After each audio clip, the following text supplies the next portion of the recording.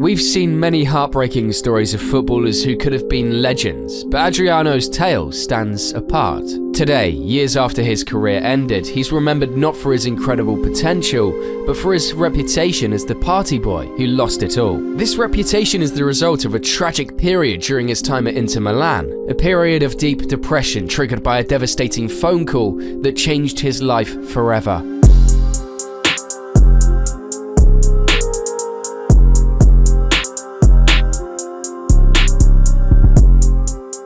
Adriano Leite Ribeiro, or simply Adriano, was born on February 17, 1982, in Rio de Janeiro. Like many of the city's residents, he grew up in the favelas, areas notorious for their poverty and danger. Amidst the violence and hardship, football became his refuge. For Adriano and many kids like him, football was more than just a game. It was a beacon of hope and a potential escape from a harsh reality. Fortunately for Adriano, football was much more than just an escape from reality. It was a way of life, and later even a vehicle for professional development. Yes, his talent was evident from an early age. He joined Flamengo's youth academy, one of the most prestigious in Brazil, where his incredible physical strength and natural ability set him apart from his peers. Adriano quickly rose through the ranks, and by the age of 16 was already making waves in the youth leagues. His powerful left foot initially established him as a winger, but coaches began to realize that his main attributes were more suited to a centre-forward role.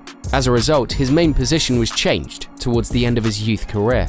Adriano's breakthrough came in 2000 when he made his professional debut for Flamengo, just months after joining the club's B team. At 18, his talent was undeniable, and he quickly drew attention with 9 goals in his debut season. European scouts took notice, and soon, Inter Milan secured his transfer for €7 million in the summer of 2001. Interestingly, Ronaldo El Fenomeno was also a member of the Nerazzurri at the time, which surely meant that the kid dubbed the next R9 could learn a thing or two from Ronaldo himself. Yes, it was an exciting time for Inter fans. Things didn't get off to the best of starts, however, as the 18-year-old had to contend with a language barrier, cultural differences, and the pressure of playing for one of the biggest teams in Europe. In fact, his biggest rivals for a place in the starting lineup, Ronaldo and Christian Vieri, also known as one of Inter's finest strikers at the turn of the century, had a lot to do with helping him through those early struggles. And as for Adriano's debut goal for Inter, well, what a strike it was. In a pre-season friendly against Real Madrid for the so-called Santiago Bernabeu trophy,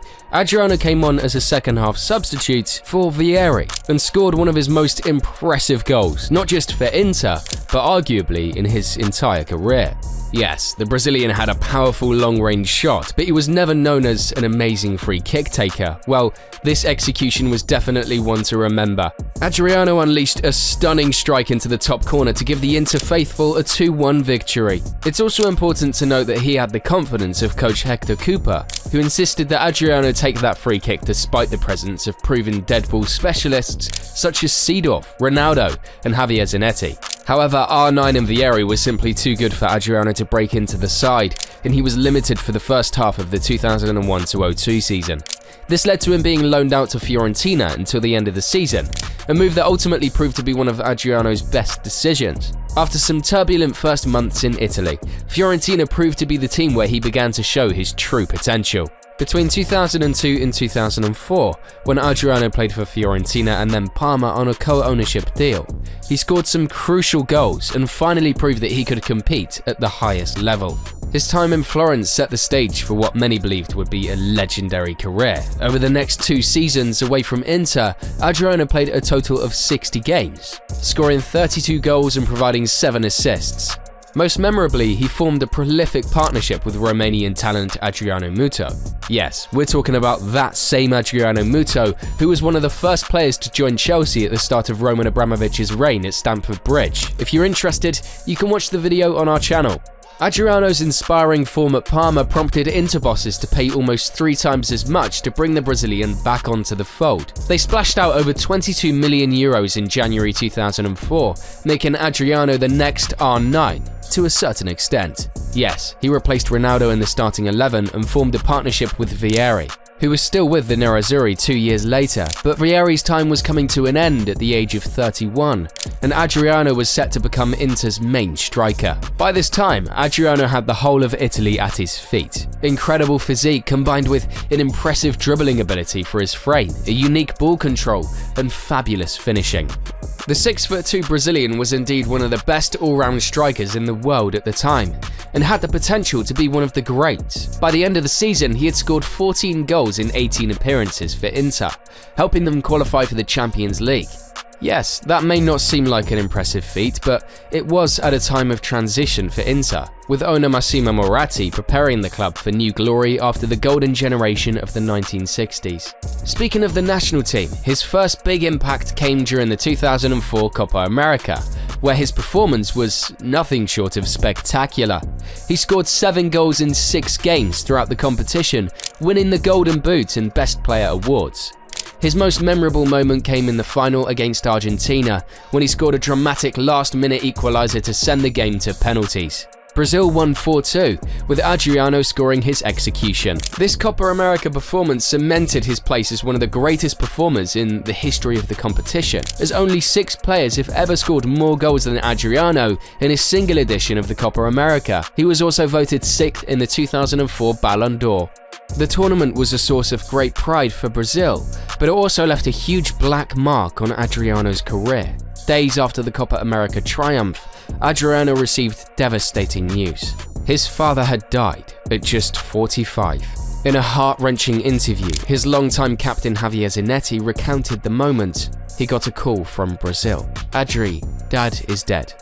He threw the phone and screamed like nothing you could imagine. From that day, Moratti and I watched over him like he was our little brother. He kept playing, scoring goals and dedicating them to his father, but nothing was ever the same. Zanetti's words paint a vivid picture of Adriano's heartbreak and the immense personal struggle that followed. His best individual season came right after this tragic event, as if he was channeling all his pain into his performance on the pitch.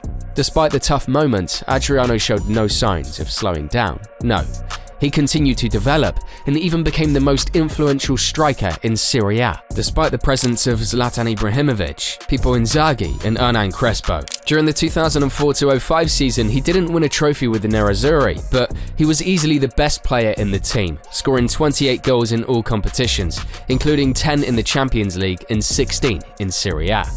This was also the time he earned the nickname the Emperor. Adriano was truly unstoppable in 2004-05, as if he wanted to release all the anger and sadness over his father's death and channel all his negative energy onto the pitch. But his mental state only allowed him one more season at the top. After that, everything was a struggle to find his best form.